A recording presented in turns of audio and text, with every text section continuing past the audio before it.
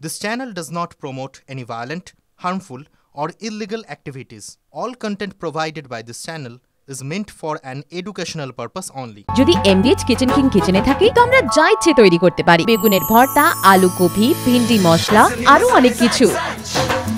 MDH Agra সন্তোষপুরের কারখানায় উল্টো ঝুলে বিদ্যুতের শক। ঘটনার পর 1 মাস পেরোতে চললেও এখনো কোনো খোঁজই মিলল না ইসলামপুরের নির্যাতিত নাবালকের। কোথায় সেই নাবালক? এই প্রশ্ন তো ঘুরপাক খাচ্ছে। পুলিশ কি করছে, কি জানাচ্ছে, সমস্তটাই জানবো। আমাদের প্রতিনিধি সৌভিক আমাদের সঙ্গে রয়েছে। সৌভিক, দেখো 22 দিন হয়ে গেল, এখনো কিন্তু সেই নাবালককে কোনো রকম ভাবে খুঁজে পাওয়া গেল না। এবং আজকে সকালবেলায় কিন্তু সেই নাবালকের মা এবং কাকা সহ পরিবারের 5 জন যারা ইসলামপুর থেকে আজকে রবীন্দ্রনগর থানায় আসে এবং প্রথম অবস্থায় রবীন্দ্রনগরের যিনি ভারপ্রাপ্ত আধিকারিক তার সঙ্গে কথা বলে এবং তার মা কিন্তু একেবারে থানার সামনে কান্নায় ভেঙে পড়ে।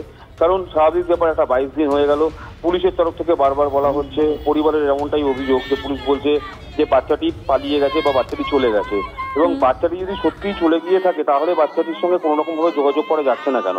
এবং পুলিশের যে কাজ তা নিয়ে কিন্তু এরা ক্ষোভ প্রকাশ করেছে। তাদের যেটা বক্তব্য, পুলিশের ভূমিকা কিন্তু ঠিক নেই এবং যার জন্য তারা চাইছে যে মুখ্যমন্ত্রীর হস্তক্ষেপ, প্রয়োজনে তারা মুখ্যমন্ত্রীর বাড়িতে যাবে, এমনকি তারা সিবিআই তদন্তের দাবি করছে। কারণ 22 দিন হয়ে যাওয়ার পরেও কিন্তু এখনো সেই নাবালক কোন রকম ভাবে আসামি ধরবার কমসম 10-15 দিন হয়ে গেল, কিছু আমাকে খবর দিচ্ছে না।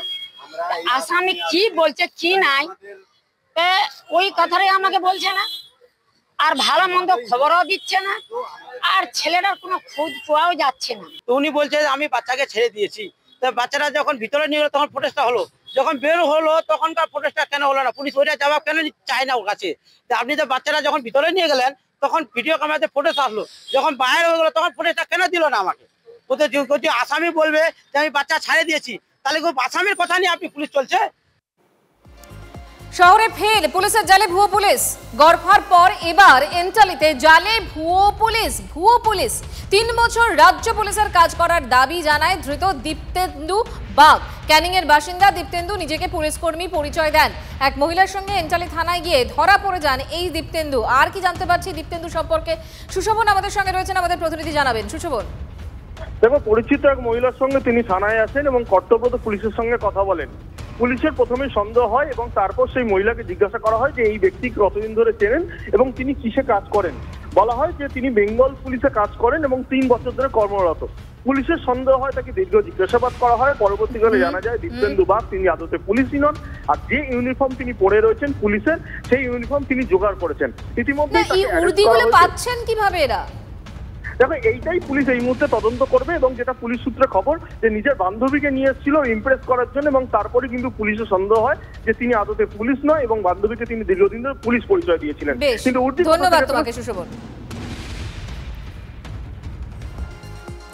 এদিকে উদ্বেগ বাড়িয়ে জল ছাড়ার পরিমাণ আরো বাড়ালো ডিভিসি। দুপুর থেকে 55,000 কিউসেক হারে জল ছাড়ছে ডিভিসি।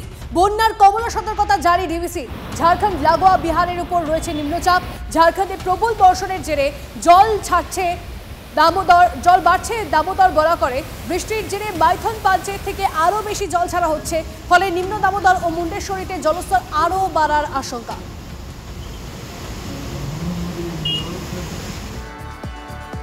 দুর্গাপুর ব্যারাজে পলি তোলা নিয়ে কেন্দ্র রাজ্য সংঘাত এবং কেন্দ্রীয় বঞ্চনার অভিযোগে সরব সেচমন্ত্রী মানস ভূঁইয়া। লকগেট মেরামতিতে কোনো সাহায্য করছে না কেন্দ্র। পলি তুলতে মুখ্যমন্ত্রী কেন্দ্র প্রধানমন্ত্রীকে চিঠিও দেন, কাজের কাজ কিছুই হয়নি, অভিযোগ মানস ভূঁইয়ার।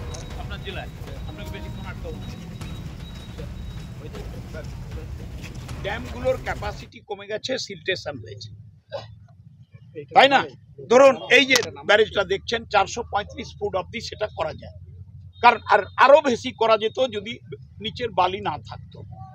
এইটা কেন্দ্রীয় সরকার বারে বারে দেখছি করছে, কিছু করছে না। স্টিল আমাদের মুখ্যমন্ত্রী বারে বারে দিল্লিকে বলেছে, জলশক্তি মন্ত্রককে বলেছে, ডিভিসি অথরিটিকে বলেছেন এবং প্রধানমন্ত্রীকে বলেছেন। আমরা বুঝতেই পাচ্ছেন বাংলাকে কিভাবে বঞ্চিত করা হচ্ছে। আমরা অপেক্ষায় আছি। MDH চানা মশলা, এখন ছোলা হোক বা বরবটি দানা, সাদা চানা হোক বা কালো, সব রান্নাই হবে অসাধারণ।